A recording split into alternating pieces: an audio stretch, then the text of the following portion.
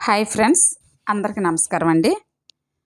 సాహితీ కళాయాత్ర ఫెస్ట్ ఛానల్కి స్వాగతం తెలియజేస్తూ ఉన్నాం. మిత్రులారా, ఈరోజు మనం ఒక మధురమైన క్లాసిక్ తెలుగు పాత సినిమా దేవత కథను చెప్పుకోబోతున్నాం. అంతేకాకుండా అందులో ఉన్నటువంటి మధురమైన పాటలు కొన్ని మీకు ఇందులో పాడి వినిపిస్తున్నాం కూడా. కాబట్టి వీడియోని ఎక్కడ స్కిప్ చేయకుండా చివరి వరకు చూడవలసిందిగా మనం చేస్తూ ఉన్నాం.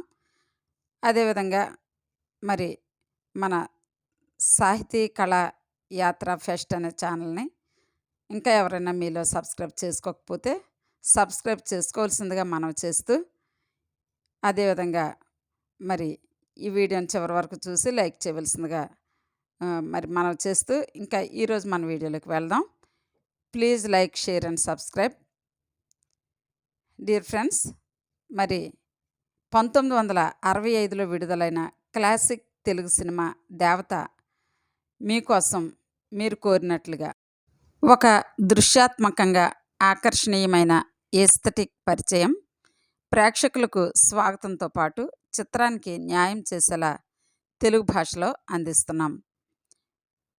మరి ప్రేక్షకులకు మధురమైన పరిచయం. మన తెలుగు తెర చరిత్రలో కొన్ని సినిమాలు ఓ పల్లకిలా మన హృదయాల్లోనూ జ్ఞాపకాల్లోనూ ఎప్పటికీ ఉండిపోతాయి. అలాంటి చిత్రాలలో దేవత ఒక అమరమైన సంస్కృతమైన గాథ, ఓ నిరుపమానమైన ప్రేమ ప్రతీక. ఈరోజు మనం చూసే చిత్రం 1965లో వచ్చిన దేవత. ఇది కేవలం సినిమా కాదు, మన సంప్రదాయాల ఊసులకు, త్యాగపు తీరాలకి, మానవీయ విలువలకి అద్దం పట్టిన కళాత్మక కృషి. సినిమా పరిచయం. Movie introduction. దేవత 1965. 1965లో శ్రీ వెంకటేశ్వర ఫిల్మ్స్ పతాకంపై శ్రీ దుర్గాప్రసాద్ గారు, సుబ్బారావు గారు నిర్మించిన ఈ చిత్రం సినీ లోకానికి సున్నితమైన త్యాగాన్ని, ప్రేమను, కుటుంబ బంధాలను హృదయంగా చూపించిన నెగర్వి కళాఖండం.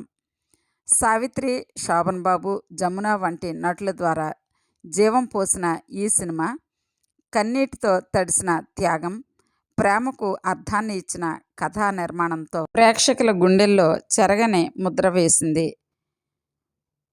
మొదలవుతున్న పల్లవి నుంచి ముగియబోయే శాంతగానం వరకు ఇది కేవలం ఒక కథ కాదు, అది మనల్ని మనలోకే చూసే అద్దం. 1965లో విడుదలైన తెలుగు సినిమా దేవత ఒక క్లాసిక్ కుటుంబ కథా చిత్రం. ఈ చిత్రానికి సంబంధించిన పురస్కారాలు, ప్రత్యేక గుర్తింపులు, వెనుక కథలు మరియు అరుదైన విషయాలను క్రింద సమగ్రంగా మీకు అందిస్తున్నాము. పురస్కారాలు మరియు ప్రత్యేక గుర్తింపులు చూద్దాం. వీటూరి రచించిన ఈ కథ మొదటగా రేఖా అండ్ మురళి ఆర్ట్స్ అనే నాటక సంస్థ కోసం రూపొందించబడింది. అయితే కథానాయిక ద్విపాత్రాభినయం చేయవలసిన అవసరం ఉండటంతో ఈ కథను సినిమా రూపంలోకి మార్చాలని నిర్ణయించబడింది. చిత్రం విడుదలైన తరువాత ప్రముఖ సినీ విమర్శకులు మరియు ప్రేక్షకుల నుండి ప్రశంసలు పొందింది. పులగం చిన్నారాయణ గారు ఈ చిత్రాన్ని సమీక్షించారు. వెనుక కథలు మరియు అరుదైన విషయాలు కొన్ని ఇందులో ఉన్నాయి. పద్మనాభం గారు ఈ చిత్రంతో నిర్మాతగా తన ప్రయాణాన్ని ప్రారంభించారు. చిత్ర నిర్మాణానికి అవసరమైన ప్రారంభ మూలధనంగా 40,000 రూపాయల కోసం తన ఇంటిని గిరవు పెట్టారు. చిత్రంలో వాణిశ్రీ నాకు నీవే కావాలిరా అనే పాటలో అతిథి పాత్రలో కనిపించారు. మాస్టర్ మురళి పద్మనాభం కుమారుడు ఈ చిత్రంలో ప్రసాద్ మరియు సీత కుమారుడిగా నటించారు. పద్మనాభం వరాహాలు అనే పాత్రలో నటించారు. ఇది సినిమాలపై మక్కువ ఉన్న వ్యక్తిగా చూపబడింది. చిత్రం విజయవంతంగా 100 రోజుల పాటు 6 కేంద్రాల్లో ప్రదర్శించబడింది. ఇక ఈ సినిమాలో నటించిన పాత్రలు మరియు నటీనటులు విషయం చూద్దాం ఇప్పుడు. శ్రీ ఎన్టీ రామారావు గారు ప్రసాద్గా నటించారు. సావిత్రి గారు సీత మరియు లలిత అనే ద్విపాత్రాభినయం 2 పాత్రలు పోషించారు. పద్మనాభం గారు వరాహాలు మరియు ప్రేమ్ కుమార్గా నటించారు. చిత్తూరు నాగయ్య గారు లోకాభిరామయ్యగా నటించారు. రాజనాల్ గారు జగన్నాథంగా నటించారు. గీతాంజలి గారు హేమగా నటించారు. నిర్మలమ్మ గారు పార్వతమ్మగా నటించారు. మాస్టర్ మురళి గారు మధుగా నటించారు. ప్రసాద్ మరియు సీతాకుమారుడు పాత్రలో ఆయన నటించారు.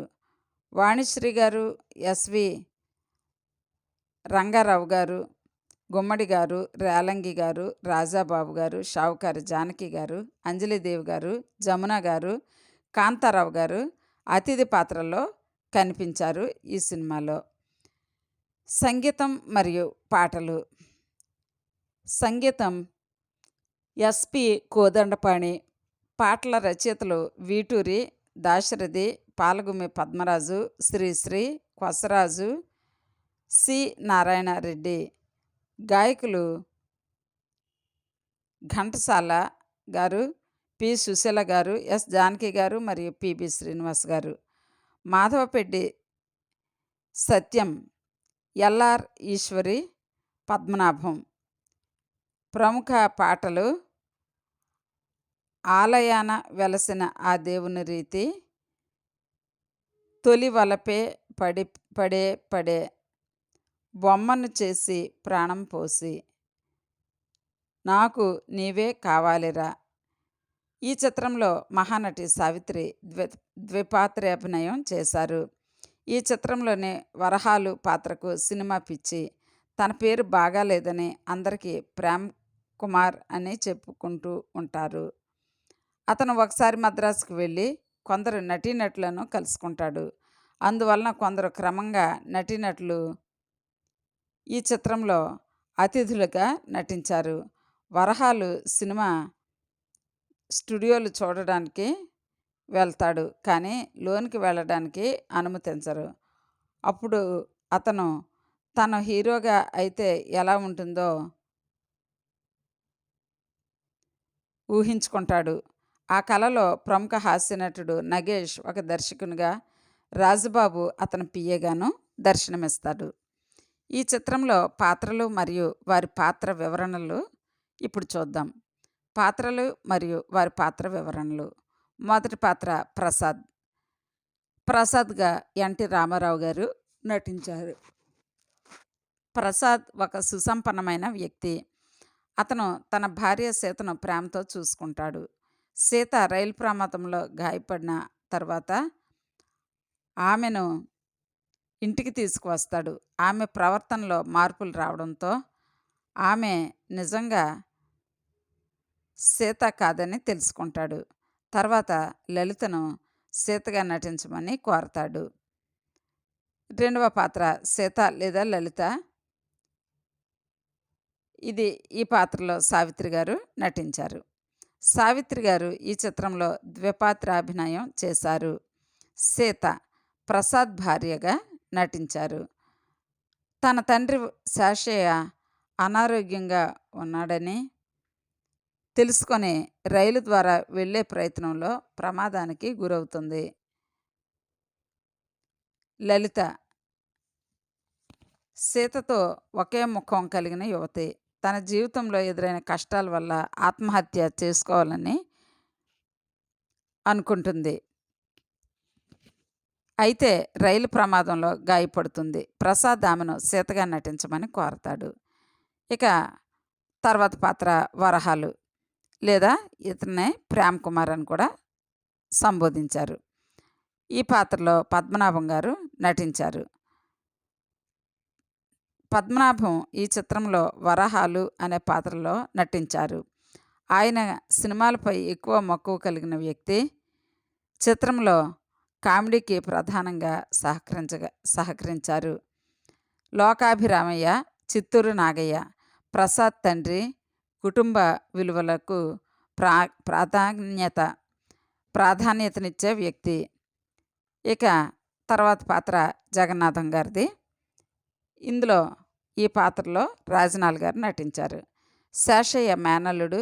శేషయ్య తన ఆస్తిని సీతకు వదిలిపెట్టడంతో జగన్నాథం ఆ ఆస్తిని ఆక్రమించేందుకు ప్రయత్నిస్తాడు.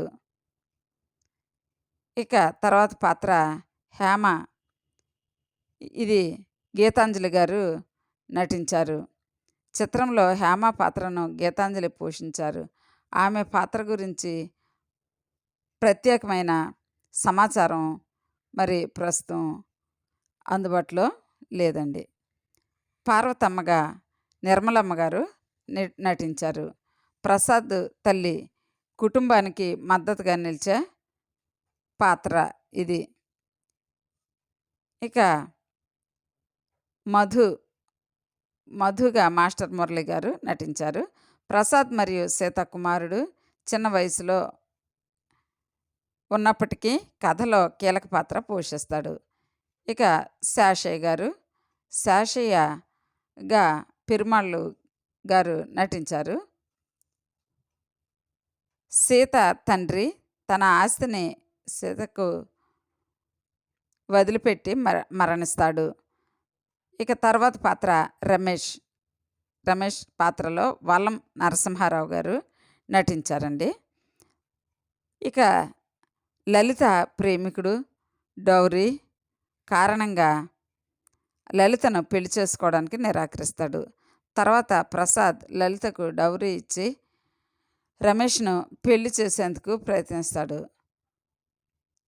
ఇక తర్వాత పాత్ర డాక్టర్ రుక్మిణమ్మ. సీత ప్రవర్తనలో మార్పులు రావడంతో ప్రసాద్ ఆమెను డాక్టర్ రుక్మిణమ్మ వరకు తీసుకువెళ్తాడు. ఆమె లలితను సీత కాదని నిర్ధారిస్తుంది. అతిథి పాత్రలు. చిత్రంలో అనేక ప్రముఖ నటులు అతిథి పాత్రల్లో కనిపిస్తారు. వీరిలో ఎవరెవరంటే ఈ ప్రముఖులు ఎస్వి రంగారావు గారు, గుమ్మడి గారు, రేలంగి గారు, రాజబాబు గారు, షావుకారు జానకి గారు, అంజలీదేవి గారు, అలాగే జమున, కాంతారావు గారు, జమున గారు, వాణిశ్రీ గారు కూడా ఇందులో మనకి అతిథి పాత్రల్లో కనిపిస్తారు. ఇక కథలోకి వెళ్దామా మరి. సీన్ 1 ఫస్ట్ సీన్ మీకు చదివినిపిస్తున్నాను. సీన్ 1 రైలు ప్రమాదం. లలిత సావధానంగా బయటపడుతుంది. నేపథ్యం: రైలు ప్రమాదంలో లలిత గాయపడి స్పృహ తప్పుతుంది. ప్రసాద్ ఆమెను తన భార్య సీతగా భావిస్తాడు. భావం ఏంటంటే ఇందులో తప్పు దొర్లిన గుర్తింపు. సంభాషణ: ప్రసాద్: సీత, దేవుడికి థ్యాంక్స్ చెప్పాలి, నువ్వు తిరిగి వచ్చావు. లలిత: ఎక్కడ ఉన్నాను నేను? ఎవరు నన్ను ఎందుకు సీత అంటున్నారు? ఇక రెండవ సీన్. ఇంటికి చేరిన లలిత. నేపథ్యం: ప్రసాద్ లలితను తన భార్య సీతగా ఇంటికి తీసుకువెళ్తాడు. భావం: అపరిచిత ప్రపంచంలో లలిత గందరగోళం. సంభాషణ: ప్రసాద్ తల్లి: బంగారం, దేవుడు మళ్ళీ నిన్ను పంపాడు. లలిత: ఇది నా జీవితమా లేక నటన నా విధి అని ప్రశ్నించుకుంటాడు. ఇక తర్వాత సీన్లో ప్రవర్తనలో తేడాలు కనిపిస్తాయి. Next scene.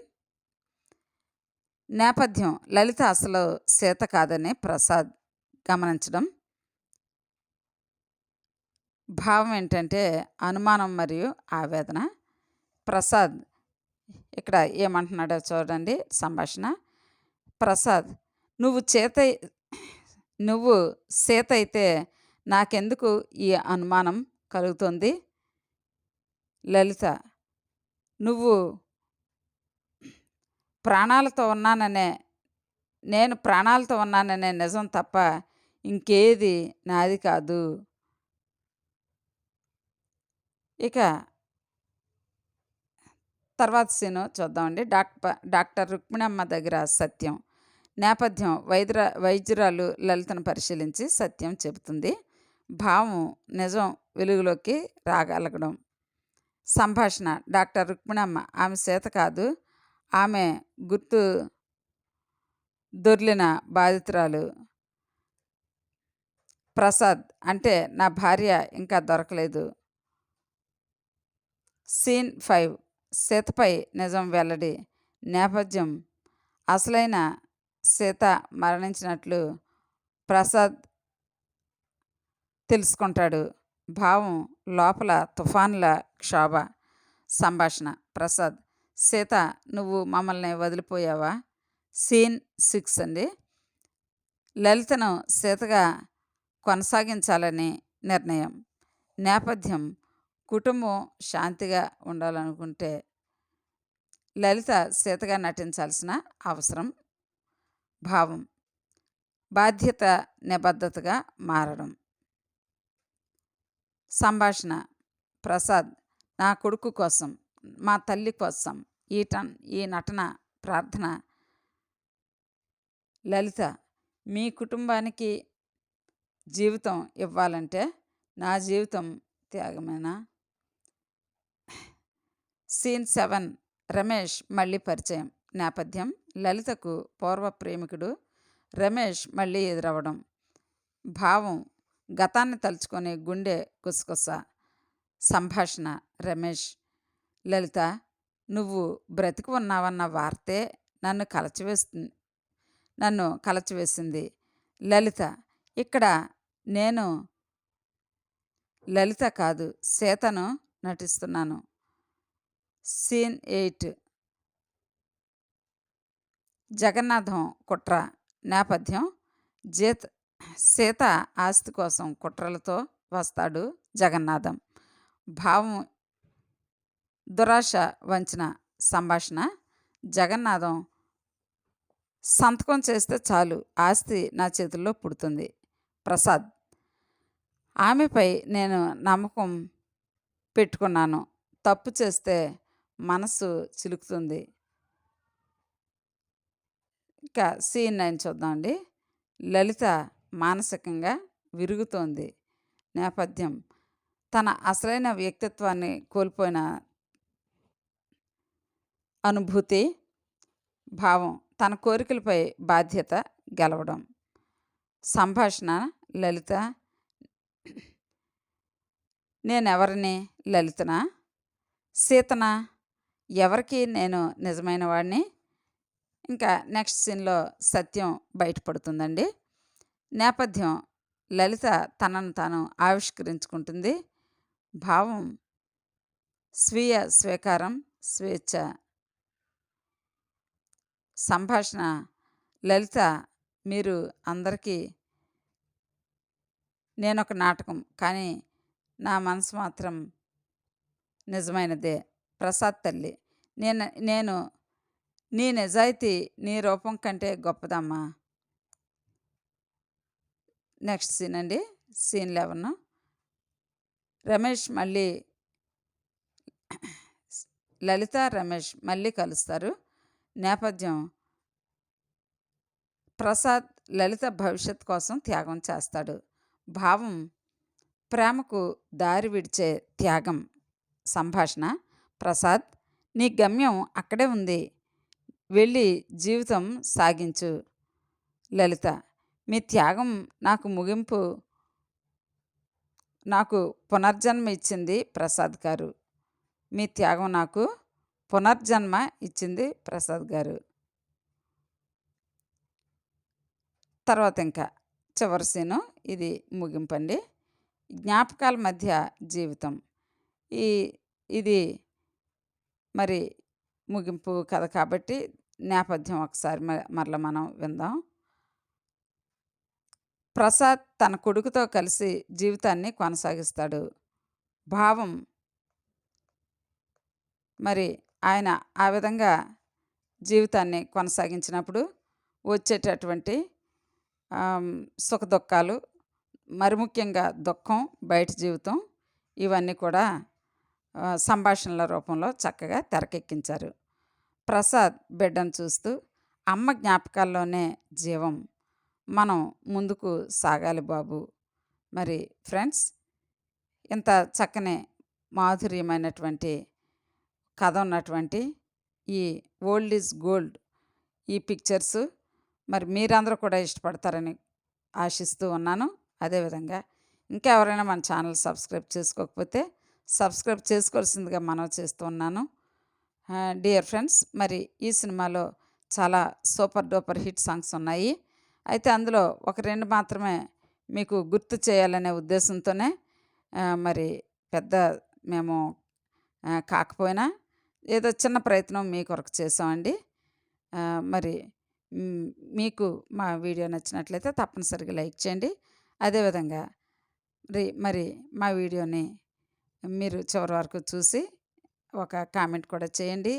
అదేవిధంగా మన ఛానల్ని తప్పనిసరిగా సబ్స్క్రైబ్ చేస్తారని ఆశిస్తూ థ్యాంక్ యూ ఫర్ వాచింగ్. నమస్తే. ఆలయాన వెలసిన ఆ దేవుని రీతి ఇల్లాలే ఈ జగతికి జీవన జ్యోతి, ఇల్లాలే ఈ జగతికి జీవన జ్యోతి.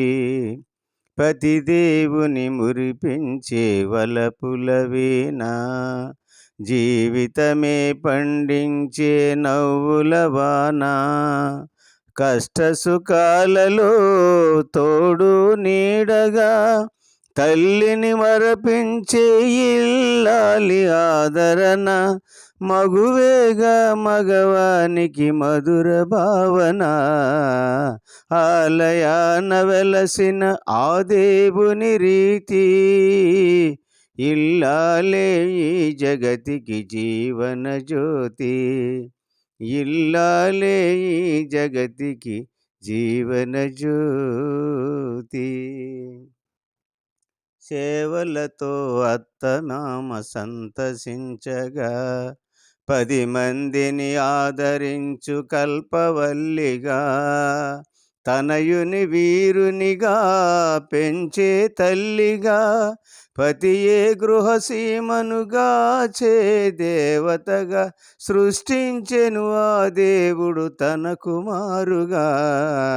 ఆలయాన వెలసిన ఆ దేవుని రీతి ఇల్లాలే ఈ జగతికి జీవన జ్యోతి, ఇల్లాలే ఈ జగతికి జీవన జ్యోతి. బ్రతుకంత బాధగా కలలోని గాథగా,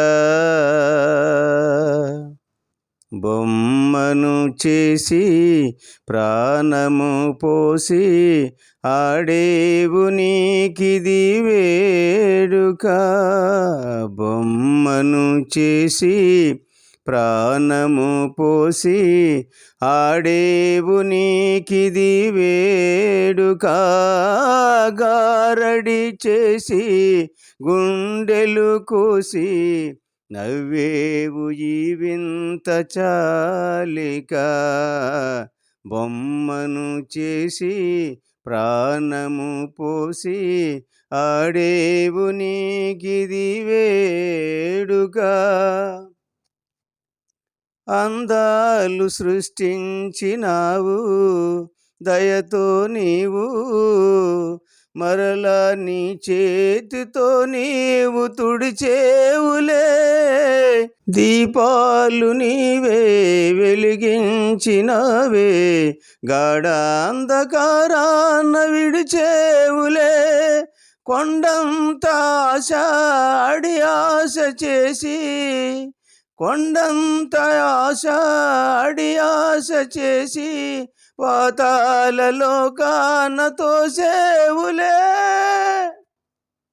బొమ్మను చేసి ప్రాణము పోసి ఆడేవు నీకిది వేడుక, గారడి చేసి గుండెను కోసి నవ్వేవు ఈ వింత చాలిక.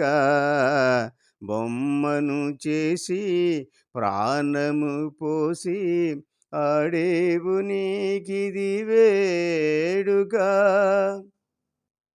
ఒకనాటి ఉద్యానవనము నేడు కనము, అది ఏ మరుభూమిగా నీవు మార్చేవులే.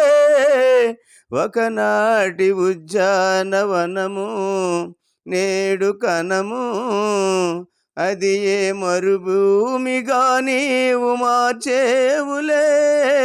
అనురాగ మధువు అందించి నీవు ఆలాహల జ్వాల చేసేవులే.